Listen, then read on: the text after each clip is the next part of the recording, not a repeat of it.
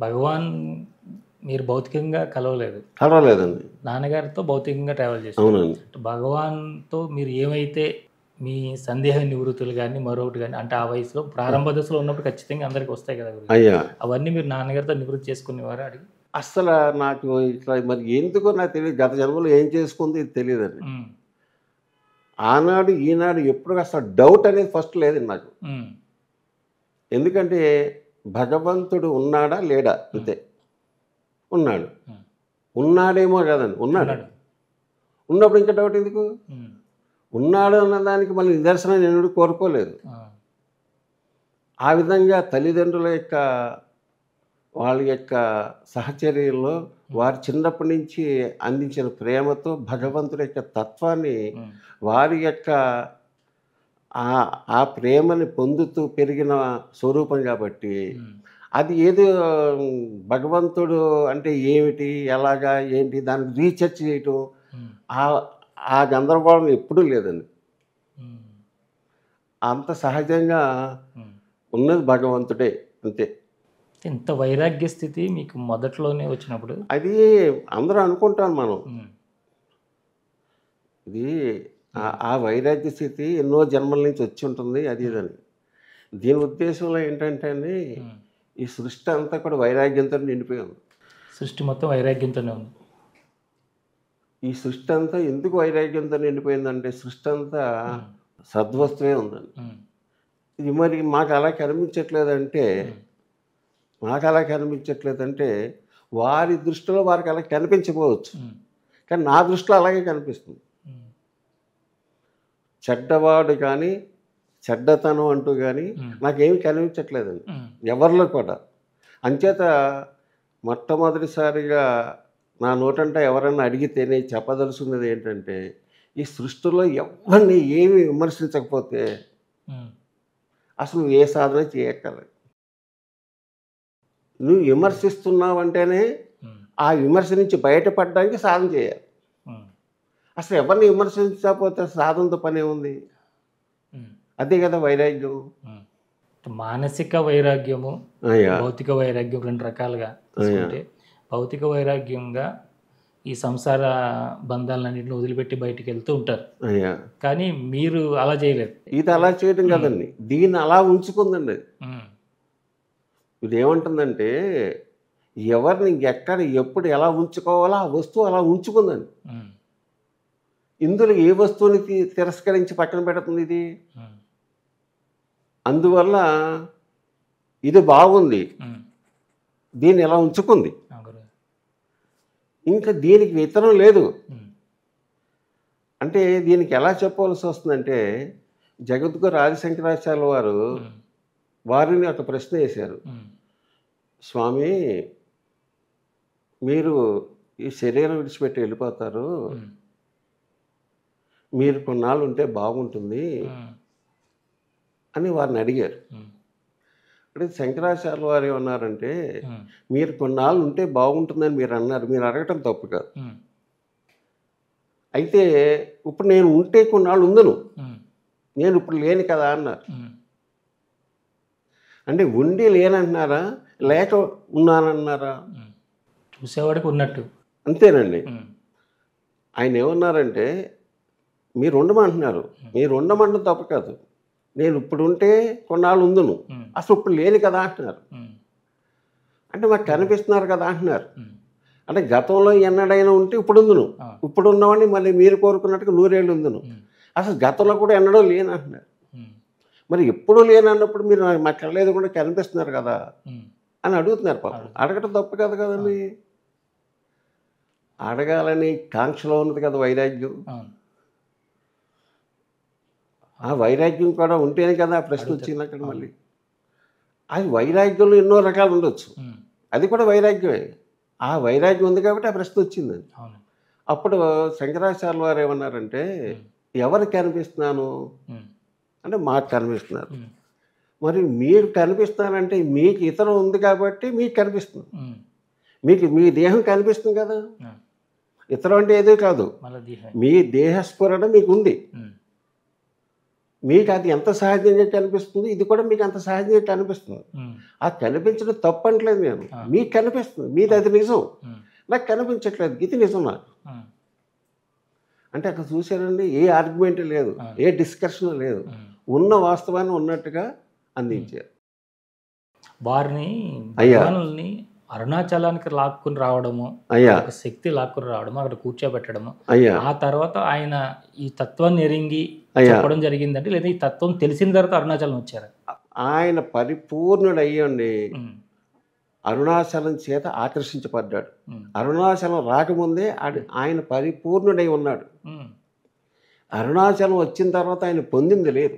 అక్కడ పరిపూర్ణుడై ఉన్నాడు అనే విషయాన్ని మనం ఎలా ఆయన పరిపూర్ణుడై ఉన్నాడని ఆయన మధురైలో వాళ్ళ మేనమావ ఇంటి దగ్గర ఉండగా ఆయనకి ఏదో చిన్న సుస్థి చేసింది. అప్పటికప్పుడే మేడ మీద ఉన్నారు. సుస్థి చేసినట్టుగా కనిపించింది వ్యవహారికంగా.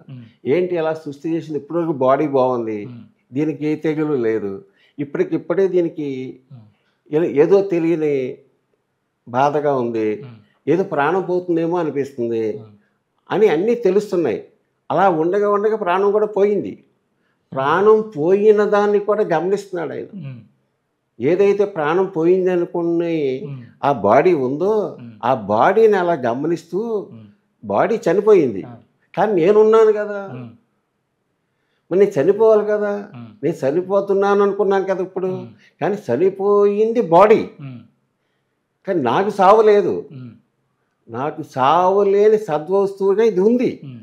ఇది దీన్ని చూడడం కాదు, సర్వాన్ని చూడగలుగుతుంది. దీన్ని మాత్రమే చూడటం లేదు, సర్వాన్ని చూడగలుగుతుంది, సర్వానికి సాక్షిగా ఉంది అనేటువంటి అనుభవిక వేద్యం, ఆత్మ సాక్షాత్కారం అని దానికి పేరు పెట్టుకున్నాను. ఆ అనుభవిక వేద్యం ఆయన కలిగింది. కలిగిన తర్వాత ఏదో ఒక మహాశక్తి ఆ శరీరం ద్వారా జరగవలసిన పని జరిపించుకోవడానికి మళ్ళీ ఆ వస్తువు సద్వస్తువుని తీసుకెళ్ళి ఆ అట్టపెట్టెలో పెట్టుకున్నట్టుగా తీసుకొచ్చి ఆ దేహం అనే బాడీలో పెట్టుకుందండి. అది ఇంకా జరగవలసింది ఏదో ఉంది, ఆయన పొందవలసింది ఏమీ లేదు. ఆ శరీరంలోకి వచ్చిన తర్వాత అక్కడి నుంచి అంతవరకు ఆయన ఉన్నటువంటి వెంకట్రామన్ అనేటువంటి ఆయన నామధేయం, ఆయన సృష్టి అంతా పిలవబడుతున్నా వెంకట్రామన్ చనిపోయాడండి. వెంకట్రామన్ చనిపోయాడు, అసలు వెంకట్రామన్ లేడు. ఉన్న వస్తువు సద్వస్తువు. ఆ సద్వస్తువుగానే చివరి క్షణం వరకు అలాగే ఉందండి. అందుకే దానికి సాధన అంటే ఏమీ లేదు. అది పొందటం కోసం చేసేటువంటి ప్రయత్నమే సాధన రూపంలో ఈ జగత్తులో చేసేటువంటి మహనీయులు మహాత్ములు అనుకుని పిలువబడుతున్నప్పటికీ కూడా ఆ దివ్యత్వాన్ని, ఆ ఆత్మ సాక్షాత్కారాన్ని పొందటానికి చేసే ప్రయత్నాలు ఇవన్నీ. దానికే సాధనని పేరు పెట్టుకున్నాం. అంటే అక్కడి నుంచి వచ్చి అరుణాచలంలో మళ్ళీ ఆ భూగృహంలో వారు భూగృహంలో వచ్చారండి. భగవాను రమణ మహర్షి ఆయన ఊళ్ళోకి వచ్చారు, ఆయన ఉంటున్న ఊళ్ళోకి వచ్చారు. ఎక్కడి నుంచి వస్తున్నారంటే అరుణాచలం నుంచి అన్నారు. అరుణాచలం అనే శబ్దం ఆయన పూర్తిగా విన్నారో లేదో అండి, లోపలంతా ఆనందానికి అవధులు లేవండి. ఒకటి. రెండు, ఆయనకు వచ్చిన మొట్టమొదటి ఆలోచన కాదండి, సంకల్పం కాదు, థాట్ కాదు. ఆయన అనుకున్నాడు, అరుణాచలం వెళ్ళి వచ్చారా, అరుణాచలం వెళ్ళి వచ్చారా, అరుణాచలం వెళ్ళి వచ్చారా అంటే అరుణాచలం వెళ్ళి ఎవరన్నా వస్తారా? అది చూడండి. అరుణాచలం వెళ్ళారు, బాగుంది. అరుణాచలం వెళ్ళి వచ్చారా అంటే అరుణాచలం వెళ్ళి రావచ్చా అంటే అరుణాచలం అంటే ఆయన దృష్టిలోని తిరువన్నామలయో ఒక దివ్యక్షేత్రమో కాదండి. ఏదైతే చేరుకోవాల్సిందో ఉందో ఆయన హృదయం అలా అయిపోయిందండి.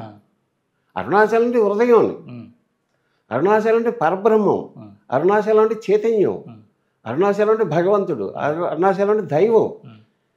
అది బ్రహ్మలోకం కాదు, విష్ణులోకం కాదు, కైలాసం కాదు. అక్కడి నుంచి వెళ్ళిపోయిన రిటర్న్ రావచ్చు, కానీ అరుణాచలం వెళ్తే రావడం లేదు. కానీ అక్కడికి వెళ్ళిపోవచ్చాడు ఈయన. ఆయనకి ఆయనే ఒక్క క్షణం అలా ఆగిపోయాడండి. ఆయన స్థితి అదండి, ఆయన సహజత్వం అది.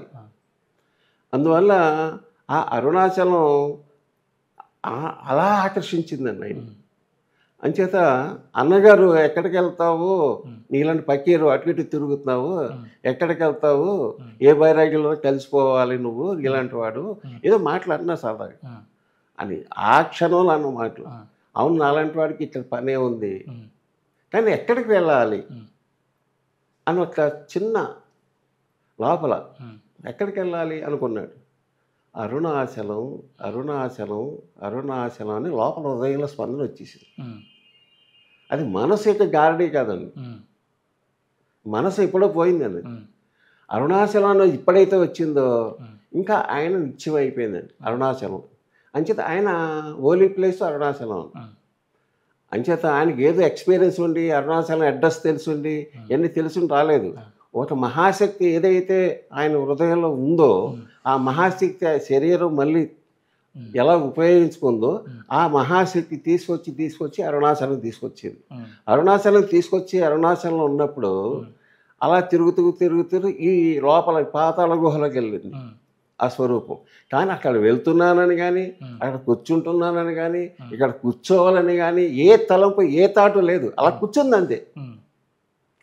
కూర్చుంటే పక్కనే శేషాద్రి స్వామి అని శేషాద్రి స్వామి ఆశ్రమం ఉందని శేషాద్రి స్వామి గుడిలోకి వచ్చి మళ్ళీ బయటకు వస్తూ ఆ స్థానంలో ఆ పిల్లవాడికి అక్కడ ఉన్నాడని గుర్తించి అక్కడ ఎలా గుర్తించాడు ఈ శేషాద్రి స్వామి అని శేషాద్రి స్వామి శరీరం మీదకి ఆ తల్లి మధురైలో ఉన్నటువంటి ఆయన ఆరాధిస్తున్నటువంటి ఆ మీనాక్షి అమ్మవారు ఆ శరీరం మీదకి వచ్చి నా బిడ్డ పలానా చోట ఉన్నాడు అని చెబితే అంతవరకు అక్కడ ఉన్నాడనే విషయం ఎవరికీ తెలియదు. అప్పుడు అందులోకి వెళ్ళి చూస్తే అప్పటికే ఆ శరీరం తేళ్ళు జెర్లు పురుగులు అన్నీ కుట్టేసి మొత్తం తొళ్ళన్నీ పుళ్ళు ఎడిపోయి రక్తాలు అయిపోయి రక్తసిక్తం అయిపోయి గడ్డలు కట్టేసి ఉన్నా. కానీ ఈ శరీరం ఇలా ఉందని స్ఫురణ కూడా ఆయనకి లేదండి. ఈయన చాలామంది ఏం చెప్పుకుంటున్నారంటే భగవాన్ రమణ మహర్షి కొంతకాలం ఆ పాతాళ గుహలో కూడా సాధన చేశారు, ఆయన కూడా అక్కడ సమాధి స్థితిని పొందారు, కొన్నాళ్ళు విరూపాక్షులు ఉన్నారు, కొన్నాళ్ళేమో స్కందాశ్రమం ఉన్నారు, అక్కడ సాధన చేశారు ఇక్కడ సాధన చేశారు చెప్పుకుంటున్నారు. ఈ చెప్పుకోవడం అనేది తప్పు నేను అంటలేదు, వారికి తెలిసింది వారు చెప్పుకున్నారు. కానీ వాస్తవం ఏంటంటే ఎప్పుడైతే ఆయన 17-16 సంవత్సరంలో ఆయన పొందవలసిన వస్తువును పొందబడిందో ఆయన ద్వారా ఆ వస్తువు అప్పుడు అలాగే ఉందో చివరి క్షణం వరకు అలాగే ఉందండి. మధ్యలో దానికి ఏంటో ఏ సాధన లేదు. ఏ సాధన లేని స్వరూపం అంటే ఏదన్నా ఉంటే అది భగవాన్ స్వరూపం. వారు అక్కడ అయ్యా ఉండి అంటే ఏది అయితే ఇంతకాలము జన్మలుగా సాధన చేస్తూ మానవులు దేనికోసం పరితపిస్తుంటారో దేన్ని పట్టుకోవాలని చూస్తుంటారో అయ్యా అది వారి ఎన్నో జన్మల ద్వారా వస్తూ భగవంతుడే ఆ స్వరూపంలో వచ్చి భగవానుగా మనకి అంటే దాని పెద్దలు ఏం చెప్తున్నారంటే కావ్యకాని గణపతి మునీంద్రులు అటువంటి మహనీయులు వారు మొట్టమొదటి దర్శనంతోనే వారి సమక్షంలో ఉండి వారిని చూసి వారికి కొన్ని అనుభవాలు వచ్చిన తర్వాత వారు గ్రహించి ఈ స్వరూపం మామూలు స్వరూపం కాదు, సాధనా స్వరూపం కాదు, సాధనా బాడీ కాదు, ఒక దివ్య స్వరూపం ఇది. ఆ దివ్య స్వరూపం ఏంటానికి ఆయనకి అనుభవైక వైద్యం వచ్చిందని సాక్షాత్తు కుమారస్వామి జ్ఞాన స్వరూపమే ఈ భూమికి నడగాడిది. ఇలాగ అజ్ఞానాంతకాలంలో కూలిపోతున్నటువంటి జీవకోటికి దారి చూపించడానికి ఆ అరుణాచలేశ్వరుడే ఒక రూపం తీసుకుని వాడే కుమారస్వామిగా పాత రూపాయన అరుణాచలేశ్వరుడు అయితే కొత్త రూపాయనానంగా ఈ కుమారస్వామి అనుకున్నా లేకపోతే స్కందుడు అనుకున్నా ఏదో దానికి పేరు పెట్టుకుని ఆ దివ్య స్వరూపానికి తీసుకొచ్చి ఇక్కడ మనకి అందించింది ఆ స్వరూపాన్ని. అంతేగాని ఆయన ఎన్నడూ కూడా ఇంకా సాధన అంటూ తెలియదండి. దీనికే చెప్పుకోవాలంటే ఒక సందర్భంలోనండి ఆయన దివ్యత్వం గురించి ఒక సందర్భంలో నాన్నగారు ఒక మాట అన్నారు భగవాన్ రమణ గురించి. ఏమొచ్చిందంటే కొంతమంది మన కలకత్తా శంకరమఠం పీఠాధిపతులు హైదరాబాద్ వచ్చినప్పుడు హైదరాబాద్లో కూర్చుని ఉండగా నాన్నగారు కూడా హైదరాబాద్లో ఉన్నారని తెలిసి నాన్నగారి దగ్గరికి వచ్చి నాన్నగారు ఒక్కసారి మీరు వస్తే మాకు సంతోషం. ఉమ్, మన ఈ ఇక్కడికి రండి, హైదరాబాద్లో మీరు ఉన్నారు కాబట్టి ఉమ్, దోమలగూడలో ఉమ్, శంకర మఠం ఉంది కదండి, అవును. అక్కడికి రమ్మని చెప్పి ఆహ్వానించారు. అది తప్పనిసరిగానే వెళ్ళారు. నాన్నగారు కూర్చున్నారు. ఉమ్, కూర్చున్న తర్వాత కొన్ని మాటలు జరిగినాయండి. ఉమ్, నాన్నగారు రామకృష్ణ పరమహంస ఉమ్, అవతార పురుషుడని డిక్లేర్ అయింది. ఉమ్, ఆయన నోటితో కూడా వచ్చిందన్నమాట. ఎవడైతే రాముడో ఎవడైతే కృష్ణుడో వాడే వీడని చెప్పారు. ఉమ్, మేము కూడా విశ్వసిస్తాము. ఉమ్, కానీ భగవాన్ రమణ మహర్షి ఉమ్, అవతార పురుషుడు అంటారా అని అడిగారు. ఉమ్, అంటే మీకు రామకృష్ణ పరమహంస దొరికారు కదా, రామకృష్ణ పరమహంసను ఆరాధించండి, ఉమ్, సంతోషం. కానీ మీరు రమణుడి గురించి మమ్మల్ని అడుగుతున్నారు. ఉమ్, రమణుడు మాకు దొరికితే చెబుదు, ఉమ్, వాడు మాకే అందట్లేదు, మీకేం చెప్పమన్నారు. ఉమ్, అంటే అలా కాసేపు ప్రశాంతంగా అలా ఉండిపోయారు వాళ్ళు. ఉమ్, అప్పుడు నాన్నగారు అన్నారు, ఉమ్, రామ రామ కృష్ణ కృష్ణ కాళీ కాళీ అనుకుంటూ ఉమ్, ఎన్నో విద్యలు చేశాడు రామకృష్ణుడు. ఉమ్, అది ఎలా చేశాడు, ఎందుకు చేశాడు అనేది అవసరం లేదు, చేశాడు. ఉమ్, దానికి ఎన్నో కారణాలు ఉండొచ్చు, అది వేరే విషయం. ఉమ్, ఆయన అవతార పురుషుడే, అందులో డౌట్ లేదు. ఉమ్, నేనే నొప్పుతున్నాను ఉమ్, ఆయన అవతార పురుషుడు అన్నదానికి. ఉమ్, నాకు హృదయపూర్వకంగా నేను విశ్వసిస్తాను దాన్ని. అయితే మీరు అడుగుతున్నారు ఇక్కడ భగవాన్ అవతార పురుషుడు అంతటి స్థాయి గలవడా అని. ఉమ్, అంటే భగవాన్ ఎన్నడూ ఏ సాధన ఉమ్, చేయలేదు. అసలు బ్రహ్మస్వరూపం ఒకటి ఉందని, బ్రహ్మ పదార్థం ఒకటి ఉందని ఉమ్, అన్న విషయం కూడా వాడికి తెలియదు. ఉమ్, కానీ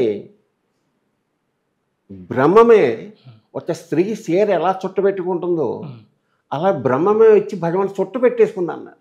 ఉమ్, భగవాన్ ఏం చేయలేదు సాధన. ఉమ్, కానీ బ్రహ్మస్వరూపం, ఏ బ్రహ్మస్వరూపం కోసం సృష్టిలో ఉన్నటువంటి మహనీయులు అనుకున్నటువంటి మహాత్ములు కానీ ఎవరైనా సరే ఇంత సాధన చేసి సాధించాలనుకుంటున్నారో, ఎన్ని సాక్షాత్కారాలు పొందినా మాకు ఆత్మ సాక్షాత్కారం కావట్లేదు అంటున్నారు. అటువంటి ఆత్మే, ఆ బ్రహ్మస్వరూపమే డైరెక్ట్గా వచ్చి ఉమ్, దీని ఈ స్వరూపాన్ని చుట్టబెట్టేసుకుంది. ఉమ్, కానీ ఈయన ఏ సాధన చేయలేదు. అసలు దేవుడు అంటే ఏంటో కూడా తెలియదు ఈయనకి. ఉమ్, కానీ ఆ వస్తువు వరించింది. ఉమ్, ఇట్లా మీరు అవతార పురుషుడు స్థాయి వారంటారా అని అడుగుతున్నారు. అసలు భగవాన్ అవతార పురుషుడు కూడా అందడన్నారు. ఉమ్, అక్కడ వైభవం చూడండి. అవును. ఎందుకు ఈ మాట అన్నారంటే అవతార పురుషులు కూడా ఆఫీసులు ఉన్నాయి. ఉమ్, ఉమ్, అంటే మీరు అనుకుంటున్న అవతార పురుషులకి ఉమ్, కూడా ఆఫీసులు ఉన్నాయి. ఉమ్, భగవానికి ఆఫీసు లేదన్నారు. ఉమ్, అటువంటి స్వరూపం అది. ఉమ్, అంచేత భగవాను సాధనా స్వరూపం కాదండి. ఉమ్, ఆ అరుణాచలేశ్వరుడే ఉమ్, తిరుచులి అనే గ్రామంలో ఉమ్, ఏదో ఒక స్వరూపాన్ని తీసుకుని ఉమ్, వచ్చి అరుణాచలం వచ్చింది. అది ఉమ్, ఆ కనిపించని కదలిక లేనటువంటి స్వరూపంగా అరుణాచలం ఉంటూ ఉమ్, కదిలే స్వరూపంగా భగవాన్. భగవాన్ పెట్టుకొని ఉమ్, ఆడుకుంది అక్కడ. ఉమ్, అందువల్ల భగవాన్ అంటే ఒక కుమారస్వామిని కూడా మనం అనుకోవట్లేదు.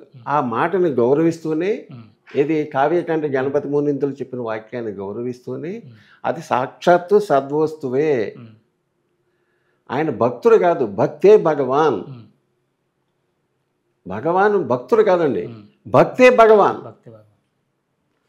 ఆయన జ్ఞానుల్లో ఎందరో జ్ఞానులు ఉన్నారు. అలా ఎందరో జ్ఞానం పొందినటువంటి జ్ఞాన స్వరూపుడు భగవాన్ కాదు, జ్ఞానమే భగవాన్. ఉమ్, అంటే ఎవరి అంగీకారంతో దీనికి సంబంధం లేదు. ఉమ్, ఎప్పుడైతే ఆ తత్వానికి అనుభవైక వైద్యం అయిందో దీనికి, ఉమ్, అప్పుడు ఎవరిని చూసినా, ఏ మహాత్ముని చూసినా వారు భగవానే.